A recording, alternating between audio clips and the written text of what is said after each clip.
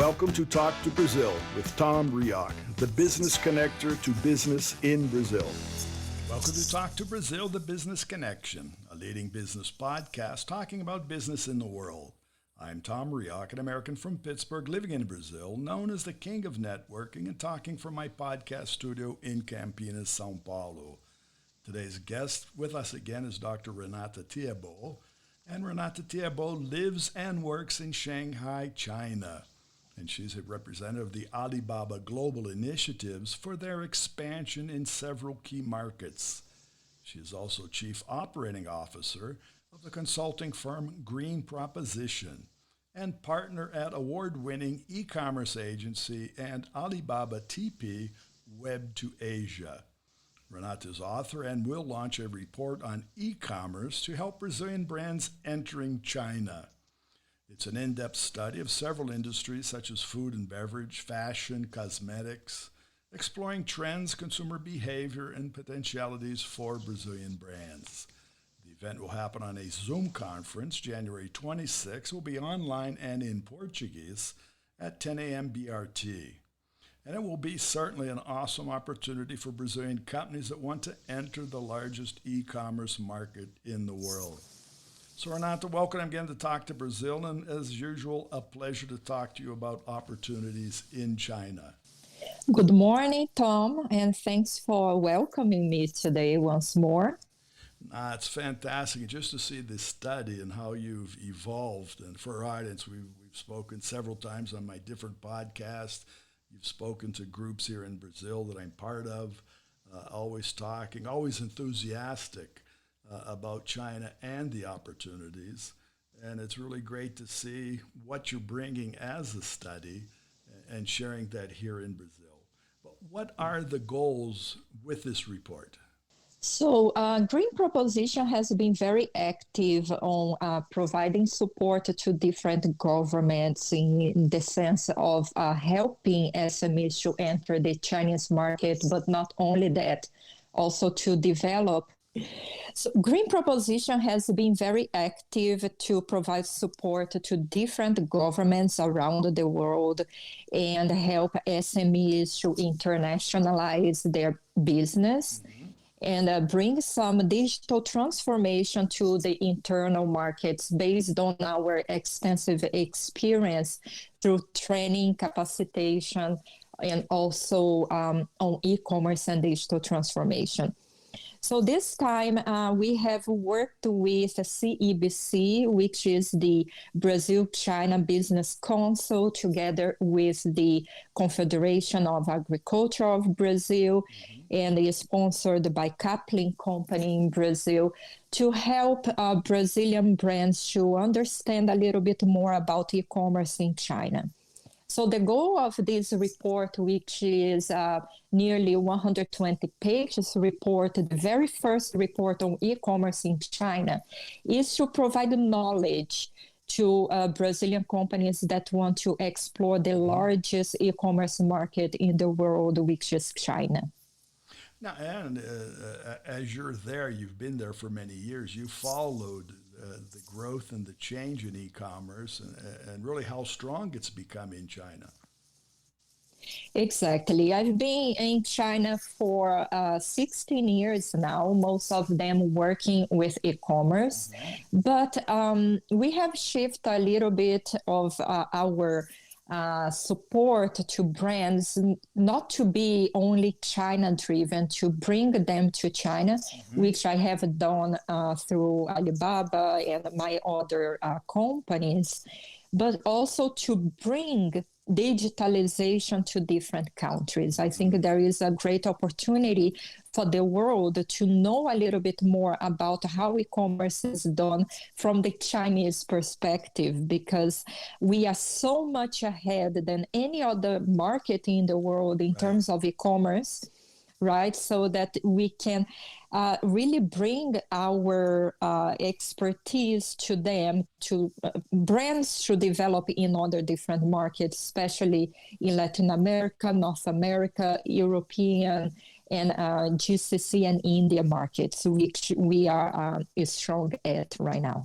Well, we see that even here in Brazil and other places. You see how the the reach of the e-commerce mentality, the Chinese mentality. Alibaba is the example of how well and how well the platform functions. Here in Brazil, specifically with AliExpress, it's very easy, and I think it's become a learning experience not only for the consumer, but it's a learning experience for Brazilian companies. So China is the benchmark for e-commerce. Exactly. China is the benchmark for e-commerce, and Alibaba is one of the largest internet companies in the world. And the Green Proposition has the right to represent Alibaba global initiatives in different markets in Latin America, in the Middle East, in India. We are the partner to bring digitalization to governments and also to companies. So we are very glad also to be able to launch the very first masterclass for Brazil and Latin America this March. So throughout this cooperation and also the support that we provide to brands around the globe, they can learn much more about digitalization, like you said, taking China as an example. Well, one of the things in this study, obviously, it's focused on the Brazilian market. But two of the things that come out, one side you're talking about opportunities, and the other side you're talking about challenges in the e-commerce. I'm guessing, obviously, the opportunities are probably there for any country, and maybe the challenges are similar for any country. Talk about Brazil, but Latin America, India, the Middle East. Are the challenges similar for all of these countries? I do believe the main challenge is lack of knowledge. So yes, whenever a company or a brand enters a new market, they do need to understand about first and foremost regulations, right? What type of products they can bring and they cannot bring, and what are the basic sales channels, how they can choose a partner, how they can open an online shop. And not only that, they need to understand consumer behavior. And this is perhaps 50% of a brand's success is how they enter a market and how well they communicate with the local consumers. Well, I'm guessing, too, because of the physical size of China and the different regional aspects you have, consumers are different, right? You're talking about consumer behavior, but I'm sure it varies from north to south, east to west a little bit. Yeah, they are very different, especially markets like the Middle East, you know, the way that they communicate, like especially Muslim countries or China or India, for example, you do need to understand. It's very different from the Brazilian culture. Taking an example of açaí, the açaí berry, right. that the way that we drink or that we consume the product in Brazil is with the bowl, right? Usually it's cold and you can add some fruits. But in China, no, the top selling açaí product is the açaí powder. That usually exactly. You can do a smoothie with the powder, you can prepare the way that you want. You can consume with yogurt and also just stir some hot water into it. So these are curiosities that in the end, it's what makes a brand successful or not. And to give you a second example, and this is very particular to the Chinese market, is for the consumption of coffee. The Chinese consumers, they do not own their own coffee machine. They do not have time to use the filter, just like we do in Brazil. So for the brands to succeed in the Chinese market, it's better for them to focus on instant coffee than to sell the capsules or the powder the way that we consume in Brazil. So you need to understand consumer behavior and how they evolve in order to better tackle their needs. I agree with you because obviously China's dynamic. The people are dynamic. They're always on the move. And you're talking, the time is precious. Obviously, I see that the Chinese value their time, and they value convenience, is what you're saying. Exactly, it's convenience because they do not have much time to spend in the coffee preparation. Mm-hmm. And it's because China is a traditional tea drinking country. Right. So they just started to appreciate coffee. So the more the market gets evolved, the more opportunities there will be for capsules, for example, for coffee machine. Right. So it's a trend for the near future. In the next 3 to 4 years, you will have more sales for this type of coffee products. Right. But right now, drip coffee is very popular in China. Also, the small cups with the coffee powder, Mm-hmm. because if you only stir hot water with coffee and you drink, for them, or just add milk, for Mm-hmm. them is much more convenient, right? For the new coffee drinkers especially. Well, one thing you mentioned, going back to acai, and I think that even fits here for Brazil. If we look at Brazil and the way Brazilians consume acai, and like you said, it's frozen. They like to put it in their bowls. And what you said, generally, we go into the supermarket and we have to go to the freeze and frozen section to buy acai. And when you look at that, then I have to bring that home and put it in my freezer. First of all, I have to have a freezer, and I have to have space in my freezer to put acai. The trend here in Brazil is for smaller homes, smaller apartments, smaller refrigerators, smaller everything. And so one of the points that I could see why the Chinese would, I'm sure it's better to have powder or instant forms because maybe your freezer isn't big enough, or maybe you wouldn't even buy it because it's frozen. Maybe by the time you get it home, it's going to melt. Exactly, but not only that, Chinese citizens, they are very concerned about their health. Mm-hmm. So if you pay attention to the way that they drink water, usually it's warm wind throughout the day. And whenever it's winter, they tend not to consume cold drinks and beverage. Aha. So they're also health conscious about consuming cold drinks and cold products. So we also need to consider this particular behavior in certain areas of China. But when we talk about, and you mentioned this in other conversations, sustainability, they're also conscious of that. And when we look through the whole, and today, when you're talking about green and you're analyzing the whole process, if you have a product, and in that product you're consuming a lot of energy just to not only produce it, but to ship it, to maintain it, to get it to the consumer, that's not only cost, that's energy that has to come from somewhere. Yes. And so maybe I think the future is going to be, when we're talking about our global footprints, is to reduce energy consumption along the way for any product. It is a trend that has started also in China, not only regarding the packaging. Alibaba has some initiatives also through Sanyao, their logistic arm, to develop more sustainable packaging for the online orders, especially to from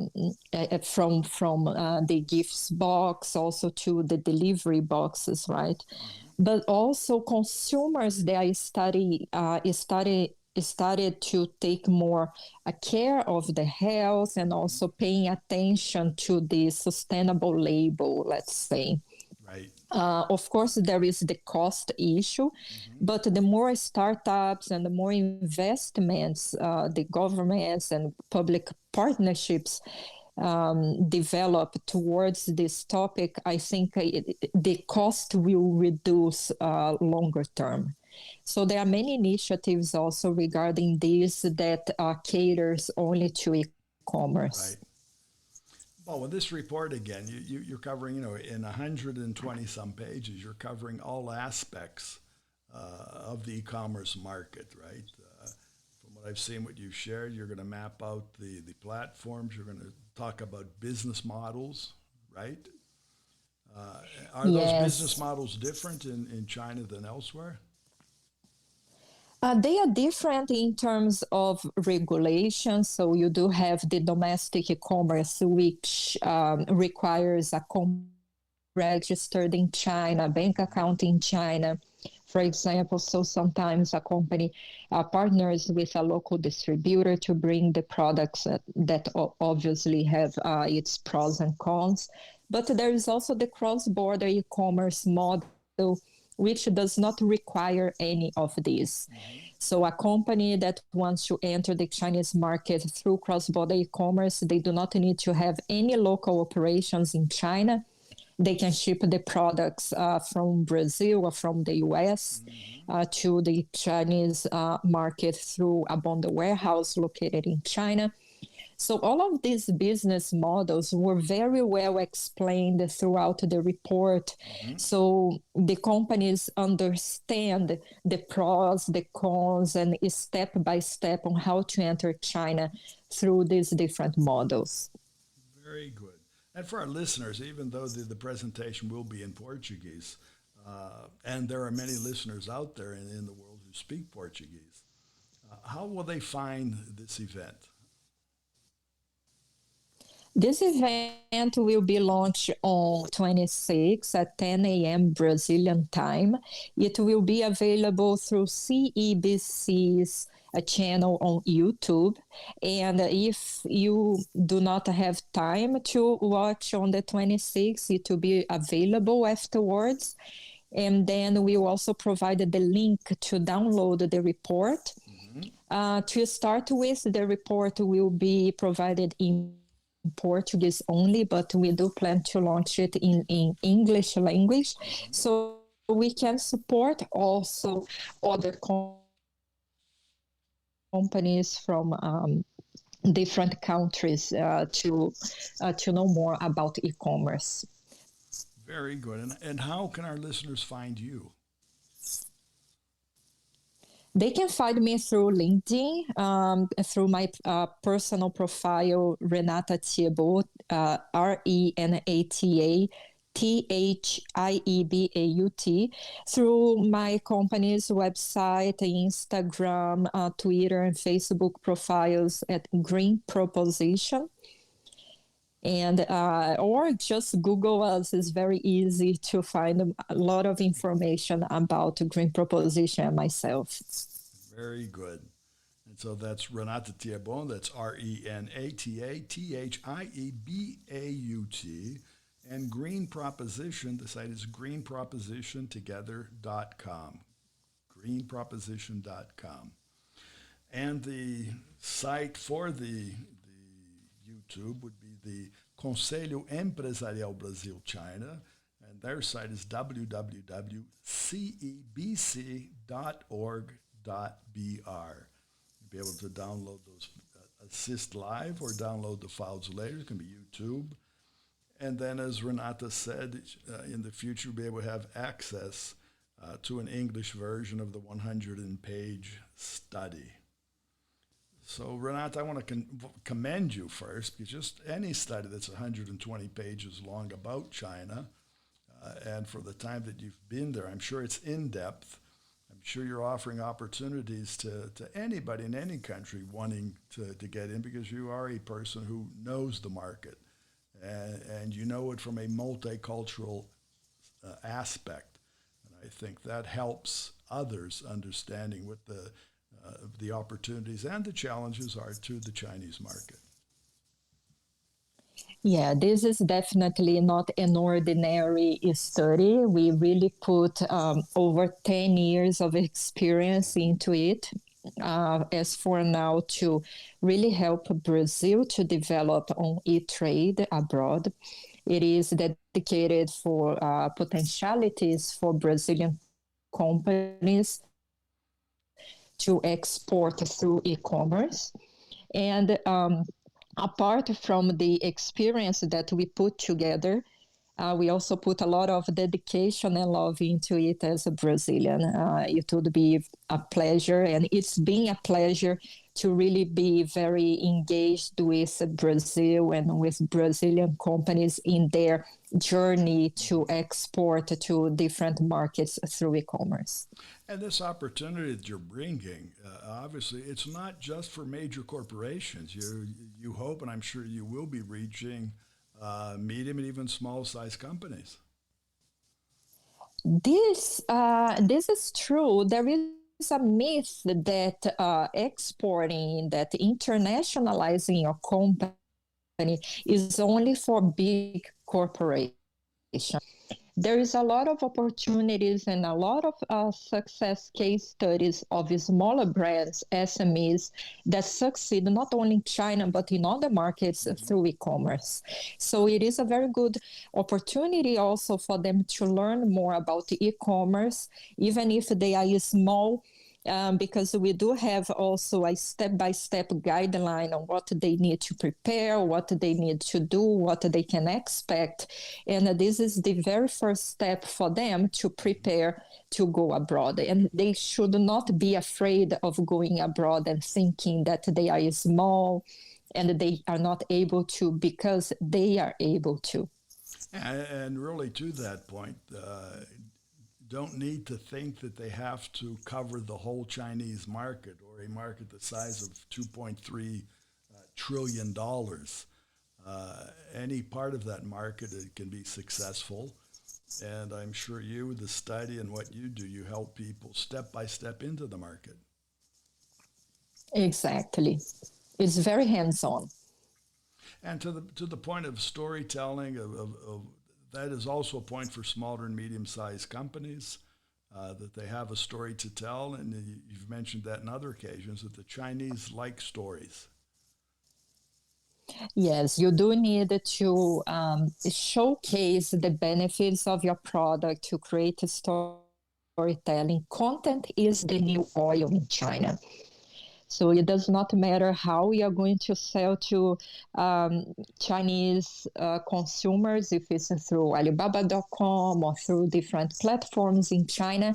You do need to pay attention to create a value added to your product, to think long term, develop a strategy, not only to sell the commodity.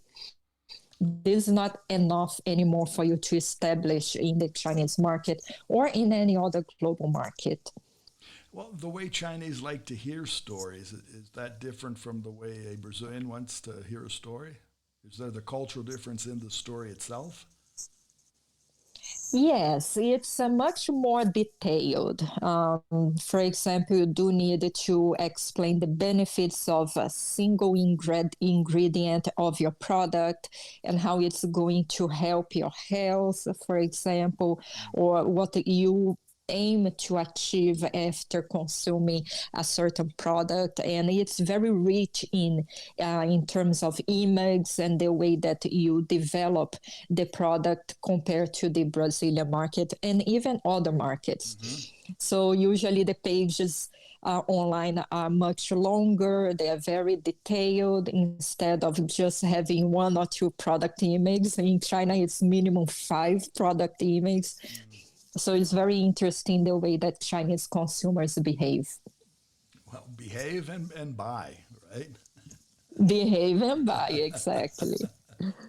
Very good. Well, Renata, I want to thank you again for being part of our discussion today and Talk to Brazil. It's always a pleasure, as I said, talking with you. And I'm sure we'll be following more during the year as this progresses. And after this report comes out, we'll be back talking about certain aspects of it, okay? Okay, thank you very much for your time. And thank you. And again, continued success in China and everywhere else that you're working and expanding to. Thank you. Okay, and again, for our audience, it's Renata Thiebaut on LinkedIn, greenproposition.com, and you'll be able to find the site www.cebc.org.br to find the study. I'd like to thank our audience and our sponsor, Focus MI Market Intelligence. Focus MI specializes in market research for the Brazilian agricultural market. More about them on their site, www.focusmi.com. Talk to Brazil podcast can be found on all major podcast platforms like Spotify, Apple Podcasts, Google Podcasts, TuneIn, Amazon, JioSaavn, YouTube, and many others. Remember, when you talk to Tom, you talk to Brazil and the world. Goodbye, and thanks for listening. Thanks for listening to Tom Reaoch on Talk to Brazil, the business connector to Brazil.